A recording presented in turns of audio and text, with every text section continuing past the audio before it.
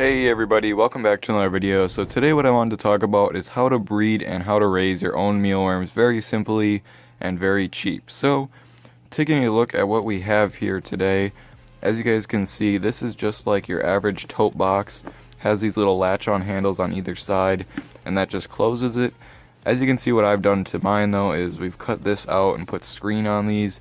I got this from Walmart for probably about $5 or so. So, you know, it's a very cheap container, you don't really need anything. And the screen that we have hot glued onto here, you don't really need to do this if you don't want to either. What you can do is you can just take some holes and poke them in the sides, just so that they have some ventilation, or in the top too if you do a couple on the sides. You just got to make sure they're not big enough for the beetles to get through, or somehow the mealworms to get up to them. So that's what you would do for a container. It's very easy and very simple, very cheap too.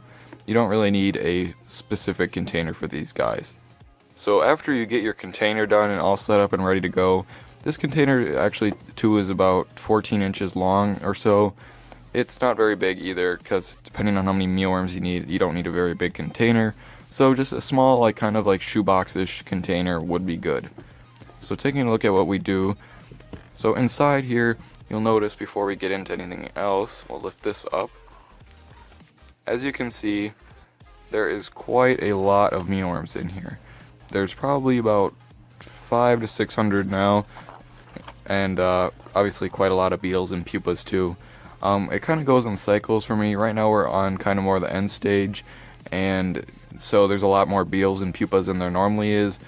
There was a time for about 3 weeks where everybody seemed to be a mealworm, and then there was a ton of mealworms. There was probably at least 1,000. It was crazy. It was just like solid mealworms down here in the oatmeal.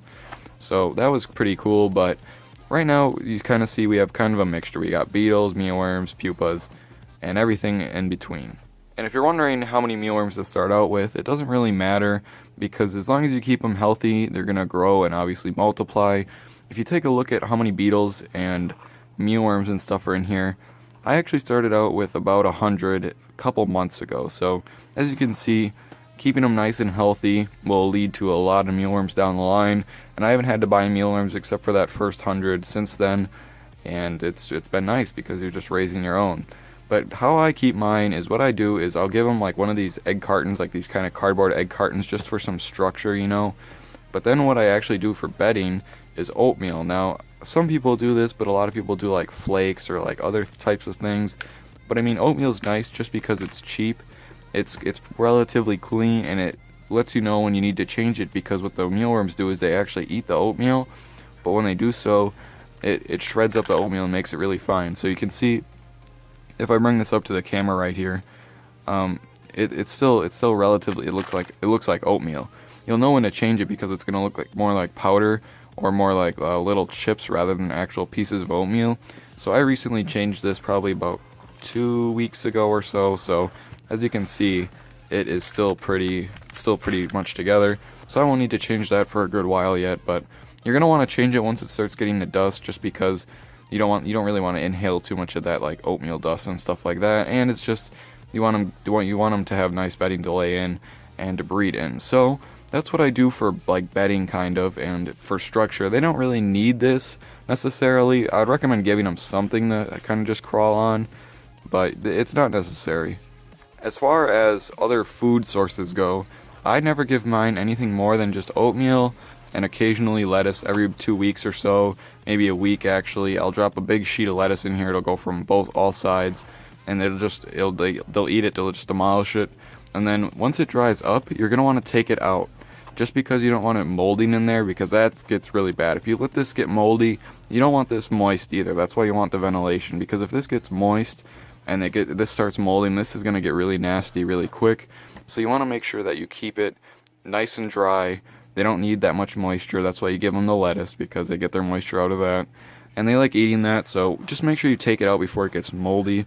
That's the main thing. I learned that mistake my first time a couple of years ago. Another thing you're not going to want to do for mealworms is like put them in like dirt per se. Like originally when I tried raising mealworms, I put them in eco earth, and that was not good at all. So something dry like So oatmeal, like certain cereals like flakes, kind of like Frosted Flakes, but not, I don't know what they're really called to be honest, but like they're just like not frosted. So like maybe like Gran Flakes or Corn Flakes, that's what. Just like some type of like flaky cereal, flaky bedding. You could maybe even try like some other things that aren't cereals or like food related. Just you got to make sure that it stays dry. That's the main thing. You don't want this to get too moist, because if it gets too moist, then it molds. If you go ahead and you do all that stuff, you keep them nice and dry, decent sized cage, something to hide in, you feed them lettuce, you have them on a good bedding, they will definitely breed. It's not too hard to raise mealworms, it's actually quite easy. But I hope you guys did enjoy this quick video on how to breed and raise mealworms. If you did, make sure you do leave a like on it. It would be very much appreciated if you did. I'm going to have a pretty cool video coming out this Friday, so stay tuned for that. But anyway guys, I'll see you in the next video.